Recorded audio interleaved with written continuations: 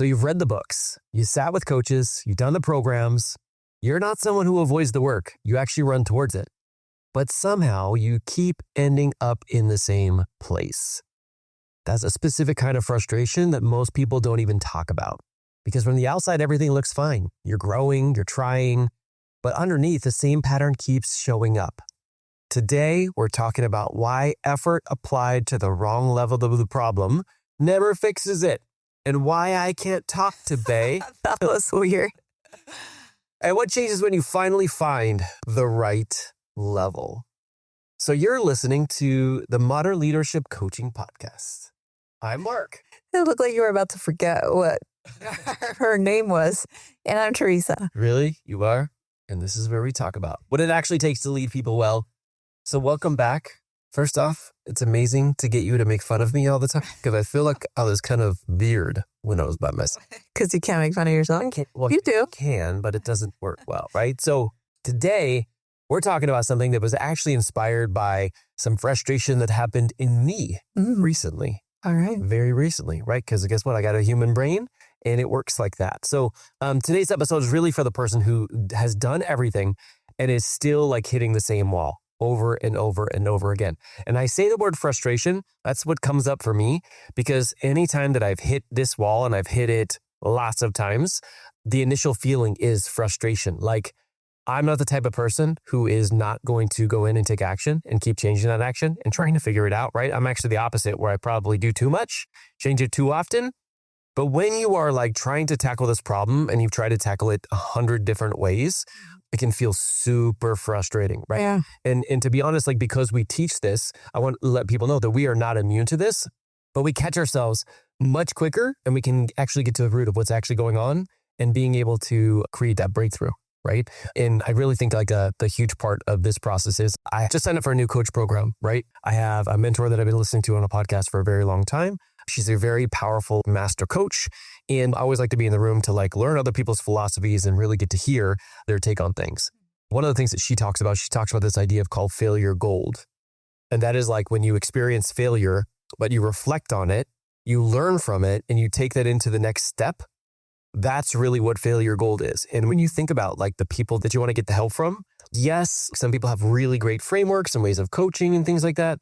But somebody who's actually been through the pain that you've gone through, there's just something about that, right? And they've gotten through the other side. And it helps with the belief, believe it or not, from that person, because you're like, this person has gotten through it. So they're going to be able to help guide me through it. And the chances of them being able to do that are extremely high because they've gone through it themselves, right? But the issue that I see people running into right now is they keep trying things over and over and over again, and they're actually not learning the lesson, even though they think they are. They're like, this way is not working, so let me try this new way of doing things. And what they think is that they're actually learning and growing from it, but they're trying to fix the wrong problem, right? They're trying to fix the wrong problem. I know when you have a problem with your car, right? Yeah. And you think it's one problem, and you keep fixing that and replacing it over and over and over again, it's not going to be fixed. And this is the same thing. However, we're going to learn today why we don't even realize this is the case, and also why somebody, a lot of times from the outside, can spot those things much quicker than the things on the inside. Yeah. So I have a question for you. So when someone comes to you and they said they have done everything, right? So they've done therapy, they've done coaching, books, programs, and they're still stuck. What do you notice first from that? So usually what I do is I notice the frustration and I'm listening for like certain cues. And when they say they have done everything, I listen to that. What have you done? What have you tried? What's worked? All those kind of things, right? And anytime that somebody says everybody or nothing or always, never. Yes, the always or never. It is never always or never. It's never right then. Right? Yeah. So in a situation like this, like some people will come to us and they will think that their problem is the same as other people's. And what I notice first is when I start asking questions and I help actually figure out what's going on, it's different for everybody. I was coaching one of our clients yesterday. And one of the things that we tend to do as marketers is we try to put out a message that as many people can communicate with as possible, right? Saying, hey, this is the specific problem that you're dealing with and here's a solution. The truth is, and this is why I don't want to use the term hate marketing, but why I dislike it, is because it's not a one-size-fit-all anything. the best advice that I could give somebody is to find someone who knows how to ask questions to figure out what their problem is, not what we're trying to portray in terms of marketing all over the internet. And so when I think about this, the reason why I'm saying this is because there isn't one thing that I look for. I ask questions and I get curious because I want to find out what's actually going on. Because sometimes you talk to somebody who's quote unquote done everything and they haven't. They've tried one thing and they've tried it for a week and a half. And you're like, okay, so let's talk about this a little bit more. Yeah. But sometimes you talk to somebody and they have tried a million different ways of solving this problem. But the thing is it's not a technical problem. Yeah. Like what they're doing is not the problem per se. It could be the energy that they have behind it. It could be their unwillingness to make a change or an adjustment to it, right? Because this is the way that it's always been done, right? Like, I mean, all of these, basically their belief system could prevent them from, first off, doing the right thing, but second off, doing the right thing with the right energy. So what I first notice is like the words that they're saying, how they're feeling, and I get to the root of what's actually going on. And I would say 9 times out of 10, it starts with an adaptive problem, which is like the way that they're thinking, the way they're approaching it, their unwillingness to think outside the box, unwillingness to be creative, right? And then it leads to a technical problem that we still do have. Then I can help them when it comes to like being able to fix that too. But it's usually not just a technical problem. Even if they think they have just a technical problem, very infrequently do I actually see that they actually have only a technical problem. They could have Googled that. They could have done an AI search, right? And they would have been able to find that out. So sorry for the long way of answering this question, but it's really like, I notice how they're feeling, but then I ask them questions to help get to the root of it. It's not random questions, okay? By the way, at the end of this, remind me to talk to you about, we have a quiz. It's modernleadership.us/quiz. There's a quiz that we have there for people who feel like they're stuck. Even if you don't take it, okay? I want you to look at those questions. Those questions are built that way for a reason. That is the thing that I go through naturally when I ask questions. And somebody's asked me that before, like, how do you get to like what the root of actually what's going on? And I'm like, well, I ask a bunch of questions. They're like, what questions? And so I put together a quiz because number one, I want to help people who are actually stuck because that's what we do, right?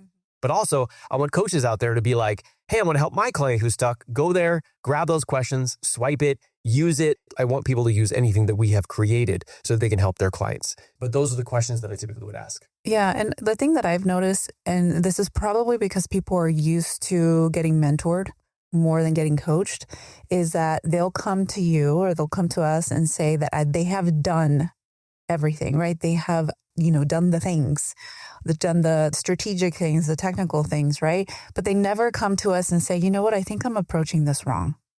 Because that's not where our brain goes. That's not where advice comes from either. Because if they've come to other people with the same problem, they said, oh, well, have you tried this? Oh, you probably haven't tried this, right? So it's the constant focus on doing the things rather than approaching it from a different perspective, right? So like we're talking about patterns, right? So this is a pattern with people, with all of us, right? We're not immune to it. We just like said at the beginning of the episode is that we think about things from an outside perspective because it's tangible. We can see it, we can feel it, we can analyze it. But when it comes to our brain, that's a lot harder. And, we aren't always equipped to acknowledging that and knowing that. So we lead with, I'm doing all the things and the thing is happening. Yep. Right. 100%. All right. So I have another question for you. Yes. So why does this pattern survive every attempt to fix it? I mean, we just kind of talked about it, right? Because these aren't people who are avoiding the work. Like we're talking about people who are taking the actions. They're doing quote unquote everything they're supposed to do. Yeah. So why do you think this pattern keeps just surviving this? Yeah. So the simple answer to this is our beliefs, 97% of them are subconscious, right? They're unconscious. They're beliefs and thoughts that we don't even think of in our mind. And because they are subconscious, they will do things to keep us stuck and we will never know they're doing them. And this is not one of those things you can think yourself out of the box. There's going to be some scenarios that you can walk yourself through and coach yourself through, but a majority of the ones that are stuck, you don't even know why you're stuck. And that's like why I think the most frustrating part, and we'll talk about this in a few minutes, is like when you don't even realize what's holding you back, but you're trying everything to fix it and nothing is working. Very easy to go down the path of I'm not good enough. Why am I doing this? Yeah. I suck. Who am I to do this? Yeah. Why do you think that is? Why do you think people go towards that? Oh, because that's easy. That's safe. Mm-hmm. Yeah. If I can quit coaching, I don't have to worry about it. If I quit leading, I don't have to worry about this ever again. And it's like whatever my brain can offer me to quit. Yeah. I mean, and this is the thing, like 95% of people will quit. And I don't hate on them. It's just like they let their brain win. And it's just one of those things where your brain is meant to do that. So it's only natural for most people to do that. That's why not everybody can be an entrepreneur. Not everybody can be a leader or a coach. They can say they want to, but when they get there, that's really when the hard work happens, because you're going to have to fight against your pre-programming in your brain. And anytime that it tries to let you off the hook, you have to be willing to stand by and to go, I appreciate you. Thank you so much for trying to get me to be safe, but I'm not in danger right now. I'm going to do this anyway. And that sounds beautiful in theory, but that is hard work. Yeah. That means not just when it's easy. That means like when it is the most difficult, when you feel like everything is coming down on you, when you're like, this is evidence that I need to give up. Being able to challenge that, but also have somebody else to get a look at it so that they can look at it and go, okay, did you notice this? Because it's crazy what happens when that shift happens, right? Yeah. But I mean, this is just the way it is. Like, not everybody's willing to do that. Yeah. That's okay. That's okay. I'm willing to do that. And the people that we try to coach and train, we want them to understand that's going to be a part of the process. It doesn't make you a good or a bad person, but it's one of those things, like you have to be willing to go through that pain. Yeah. And speaking of, doing the work, and whether it's a technical challenge or an adaptive challenge, talk about the difference between working on behavior and working on the belief underneath it. Because I think that most people have never had that distinction made for them. Yeah. So let me give you an example, and I'll give you an example based off of this new coach that I have as a mentor. So when you get into her ecosystem, she has this mini program that's called Return on Investment. Is how to get your return on an investment by being in the program. And some of the things that she shares in there, this is probably the reason why I follow her, is because she'll say kind of like triggering things that will go against maybe some of your belief system. And you have to be willing to analyze that and take a look at it to see how thinking that could actually benefit you. So when people get into this container, for her, they're like, how do I sell more? How do I make more money? How do I learn this thing that I need to learn, right? It's all the how-tos. Like, I mean, even the name of this title that we have here is going to be a how-to. Yeah, it's focused on the results. Yeah, because people are like, I want to learn how to do that. I want to learn how to get those kind of results, right? And so they go into the technical stuff. But when you're in that container, when you're in a very powerful, amazing container from a coach, you're going to notice that they tell you less about what to do and more about how to think and how to process. So one of the things that she talks about is no matter what investment she's ever been a part of, she has gotten a return on investment. No matter if it was the best or it was the worst. No matter if she needed to learn that or she found out later that she didn't need to learn that. And it's not just a return on investment of like, okay, I know what not to do next time. It's not just that. It is from the moment that she said yes to something, she changed. When I signed up for a coaching program, right, and I do it a lot. I mean, for the first 7 years, all we did is reinvest in our business. We didn't actually make any money for years. I mean, maybe people don't want to hear that, but that's kind of like what we did because we wanted to build up our value while we were working full time, right? When I go through this process and I sign up for somebody, a coach or a mentor or something like that, even before day one starts, I already have results. And I always wondered, like, how do I do that? How do I literally have results before I even started something? And it's because what she was teaching inside of the return on investment was not a technical strategy. It was a way to think about it so that you get the best from that thing, right? And so when you approach a scenario like that, where you're going in to learn something, well, first off, hopefully the person who's teaching it understands that it's really about the beliefs that are driving the behavior, and then they can teach you the behavior. But that part has to be a part of the program or the system. Yeah. Otherwise, it's not going to quote unquote work majority of the time. It's going to be something where you have those 3% completion rates on courses because they only teach you how to do it. They don't teach you who you need to become in order to do it, right? Or how to think about it. So when I think about this, I think about actually seeing what's under the surface in terms of not just what to do, but also how to think, how to change your identity through that process and step in and not only do that thing, but do it from a certain level of action because of the way that you process it. So if you've ever done this, where you've signed up for somebody or something, and before you even get on the calls, you're taking more action. Before you get on the calls, you're learning things. Before you get on the calls, the next time you listen to that person's podcast, it just hits you differently. It's because you changed fundamentally how you think in that process, not because you've already got the information yet. Yeah. And it's not even the action that you took. It's about the belief now that you have. 100%. You go into a container and you're like, I put my money into this investment because I really do believe in her, the mentor. She's further along than me, and I want to be able to get some of her answers, but really get some of the way that she thinks. Be honest, I joined a program like this because I want to hear how she thinks, not because I want to hear what she does. Because what she does is how she does it. It's not going to work for how I do it. But how she thinks, that's what I want to do. I want to like pay to get into a room to be around people who think at that level, because that will get me to think at that level. And then the doing part is going to happen automatically, but I'm going to find my way of doing it, right? And so that's kind of how I approach it. So many people think they just buy a course and they're instantly going to achieve something from it, right? Or they're going to get into student mode and they're just, once they consume it all, then they're going to, that is not how I function in those atmospheres, right? Which is why like I didn't understand it until I went through this course of hers, where she's like, you'll notice when the people buy your programs and products and they expect your programs and products to change them, versus when somebody buys your programs and products, they're like, I'm going to change myself using these things. It's like, I don't just pay to get the results. I pay so that I can do the work. And when I do the work, I get the results. So that's what I mean is like, I'm sure that people who are listening to this have been a part of programs so far. Did you approach it with a mindset of, I'm going to get my money's worth and I'm going to work on myself. And when I come out of here, I'm going to have gotten these results? Because if you did, you may notice that you transformed massively and massively more than everybody else. But if you didn't, and you're pointing fingers at the program or the product or something else like that, you didn't capture the element of this thing is going to help you change. It's going to help the way that you think. You can get a massive return on investment regardless of what the person teaches and trains you inside. And I hope that you have a good mentor who teaches you and trains you. Like our programs, 100%. We're not going to teach you just what to do.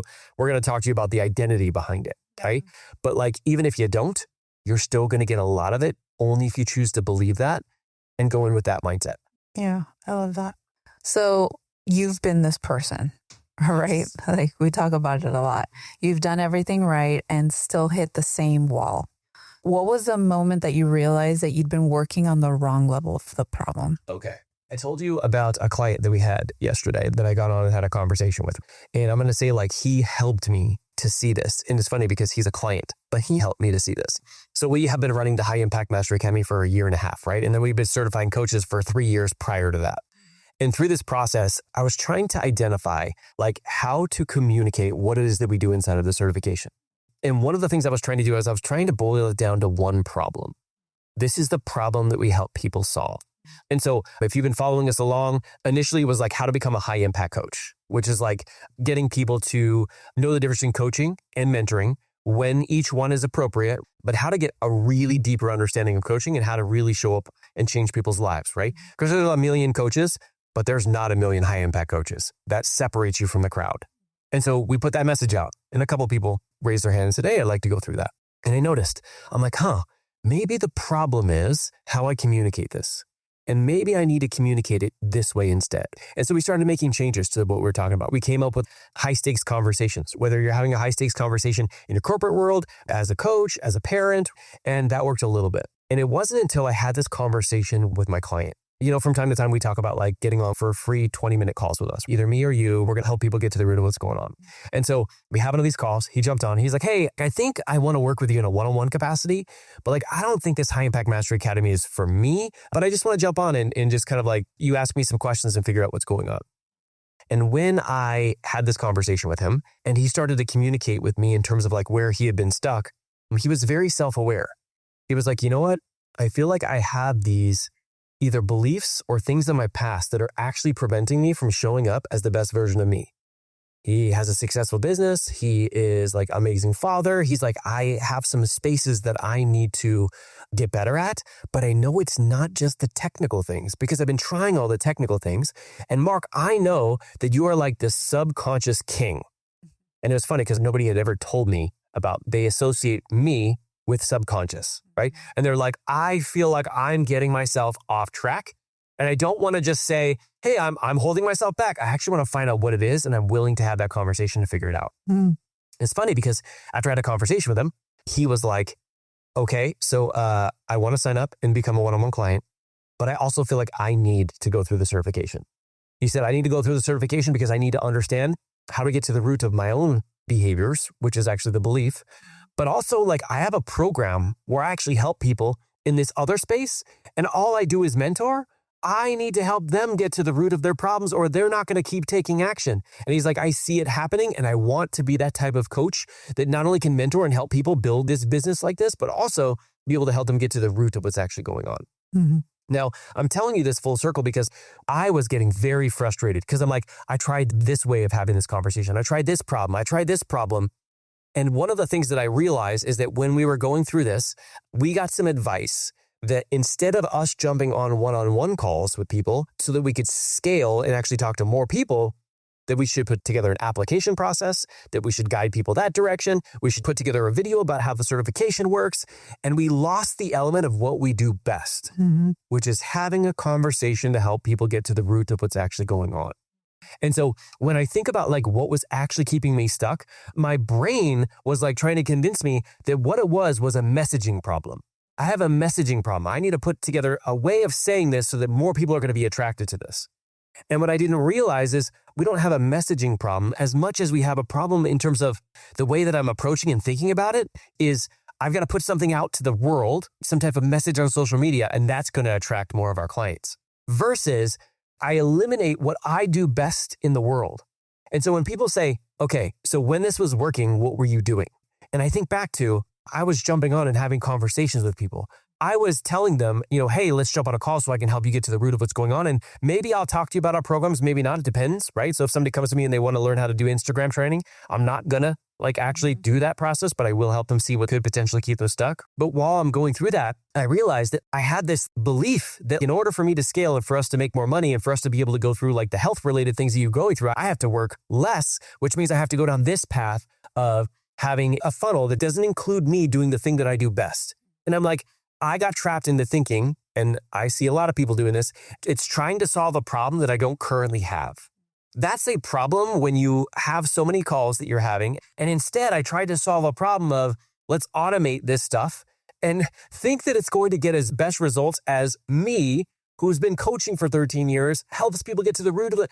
They're going to think watching a video of me is going to make that happen. Yeah. But to be fair, like at the moment, we thought that that was the solution because, everything that was happening was like, you don't have the capacity to get on 20 calls a week, right? So we kind of deal with the current problems that we feel like we have, right? And we tried to find a solution for it. But yeah, in retrospect, it was like, you took away that element that really got people to take action. Yeah. So I want to bring up something very important that you just said, because that is true. What happens is once we make a decision, our brain will look for all the evidence that that was the right decision. Yeah. But it does that after we've made the decision. Yeah. We need to do that before we make the decision, where we're like, wait, hold on a second here. Let's think about this for a second. We are changing the way that we're approaching things. What are the potential positives, but also what are the potential pitfalls here that we want to put in place? We didn't do that, right? You generally will make a decision and then you'll be like, oh yeah, that was a good decision because of this, and this. And you have all of that supporting evidence. And that's just another way of getting you to believe the thing that's actually keeping you stuck. And that's what I mean is like, you don't realize it, but it literally will prevent you from taking the actions you want to take because it's trying to convince you to play small. And as you become a better coach, it actually doesn't get any easier. Your brain is like trying to get all the supporting evidence. Or it's like, well, Teresa's going through this and like, you don't have time for this, but also the energy that you have and also all these other things, right? And it's like, all of these are going to be supporting evidence for you to play safe. That's why you need somebody else to have this conversation with. Because I would have never known if like somebody else didn't have this conversation with me and be able to point it out and say, hey, did you consider this, right? Because I got to say, when we're going down this path, we were getting a lot of advice from people.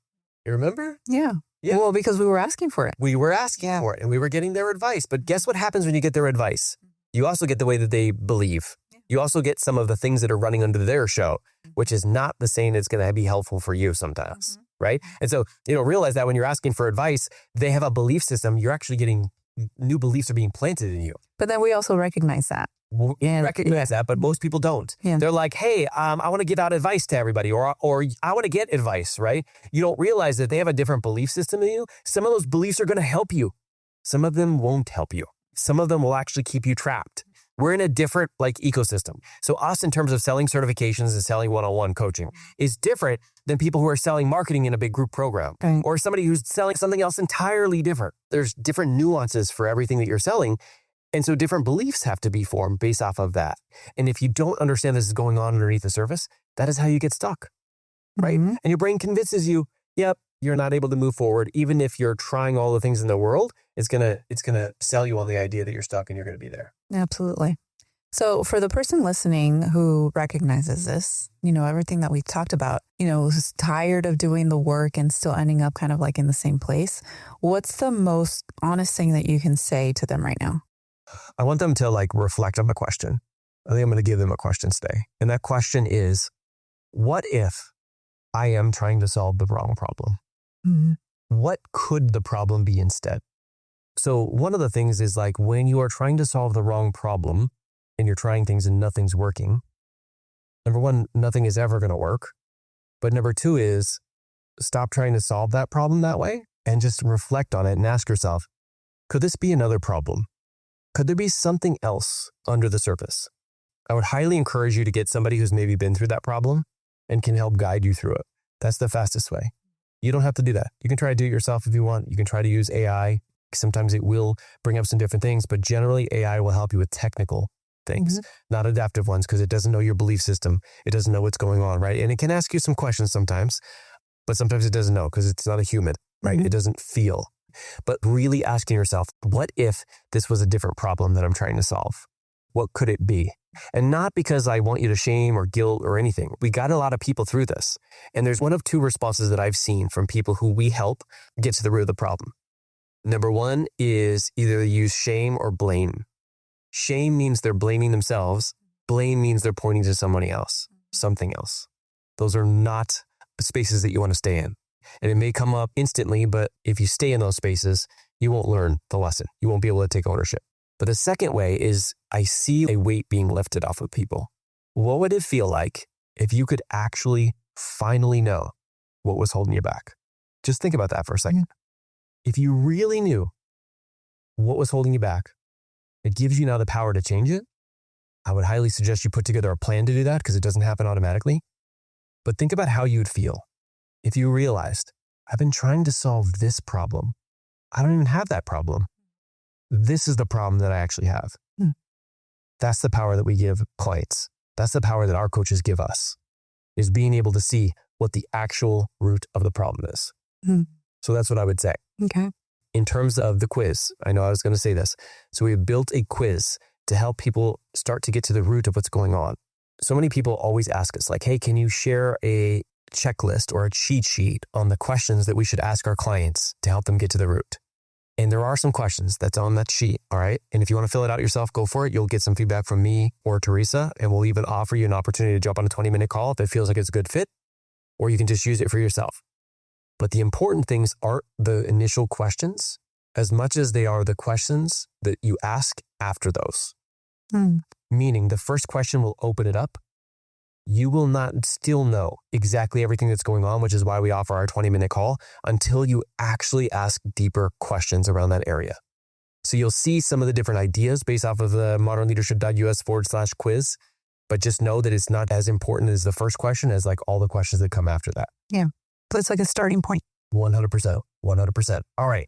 And by the way, just a side note, the reason why we have stopped doing primary YouTube videos and gotten into podcasts is for this exact reason that we just shared earlier, is getting us to just have conversations versus trying to script things or trying to say things very succinctly or like, okay, we've got 3 minutes to do this. Let's get the hook and all this. Like podcasting, we don't need that. We have just like a couple notes and some questions that's written down and it's just a conversation, because this is the way that we're able to communicate in this way and get people to really experience us, to see if we're their people and to see if we can help them or not. So that's why we've really leaned into the podcast, and why we're doing this is because we know we can help so many more people in this respect. So, all right. Thank you for joining me again. I always miss you when you're not here. Thank you for having me. Oh, are you kidding me? Are you kidding me right now? All right, guys, I appreciate you. Thank you guys for leaning in. Thank you for being willing to have these difficult conversations, because this is where the change really happens. If you guys need anything, don't hesitate to reach out, shoot us a message, but have a great week with your family, and we'll see you real soon. Bye. Bye, everybody. One more thing before you go. You know who you are at your best. You've seen that version of you show up. The problem is getting there in the moments that matter most, with your team, your clients, and definitely with your kids. The quiz at modernleadership.us/quiz will show you exactly where that gap lives. 2 minutes. And when you're done, you have the option to book a free 20-minute call with me. No pitch, just clarity. Head over to modernleadership.us/quiz.